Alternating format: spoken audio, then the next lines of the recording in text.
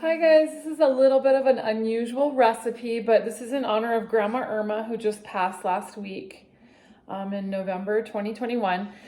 She taught us all how to make her famous pickle wraps. So I'm just going to show you real quick how we do it. And then we chill them, and I'll show you the one that I have chilled. So I took a whole giant jar of whole dill pickles, and I've had them at room temperature for an hour or so. And I've dried them on paper towels so that there's no drips. It's very nice and dry. I've also have a giant block of cream cheese. You would need a couple, maybe 2 packs of regular packs of cream cheese at room temperature for an hour or two. So that's been sitting covered for an hour or two.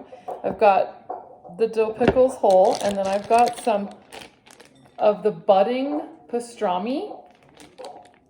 I've got 1 pack of this opened up, and it's drained on a paper towel, and I've laid it out flat, and then I took another paper towel and tapped it off from the top so it's nice and dry. It's not dripping with liquid.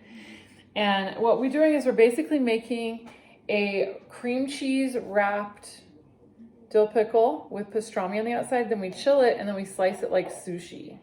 So I'll go ahead and show you one of them. You just take a big hunk of cream cheese, and then it's often smoothed out, and you cover the dill pickle with your cream cheese, and then the pastrami will stick to the cream cheese. So then you just take your slices, let's see if I'm in there, and take your salami, or not salami, pastrami. We've used other meats, and pastrami is just the best flavor with this combination. And so then I'm just kind of wrapping it on. And then when you want to do the second layer to cover the rest, I do put a little bit of cream cheese on the ends of the meat, real thin, so that I can overlap it on the other part here. So let's see, I'm doing it backwards here. So I'm just overlapping that white sticky will stick to the other part. And then we can cover the rest of the cream cheese with this layer. And then we do a little bit more cream cheese on here, so we can get this part to stick to the other meat. Okay, and then we kind of press it down and make sure that the most of it's all covered up. And then I go ahead and put that on saran wrap. See, you can't really see that part. And I wrap these in the fridge, and I let them chill. So after they chill, maybe half an hour to an hour, I let them chill. Sometimes I even just do it overnight, or I leave them all like that, and then I just slice 1 or 2 when I'm ready to serve the little hors d'oeuvre. And so you can always have a whole bunch of these made up in your fridge for the couple days. And then as you want them, slice one up like sushi. So I'll just go ahead and do one more, and then I will get the one out that I've been chilling to show you the final product. So see how I stuck that on, and there's still one more. We can still fit another piece of meat over here, but it doesn't really stick very well to the other meat. So I go ahead and I add a tiny bit more of the cream cheese to get that to stick to the other side. I'm hoping you guys are seeing it. This is a really good flavor combination. Yes, it is a lot of salt. It's a salty treat. It's kind of an hors d'oeuvre we do at Thanksgiving. So after I get my meat pressed down and everything kind of smoothed out, I'll go ahead and chill those. So I do wrap them all up or put them in a sealed glass container. Wrap them up tight, and they last several days in the fridge. Then when I'm ready to serve,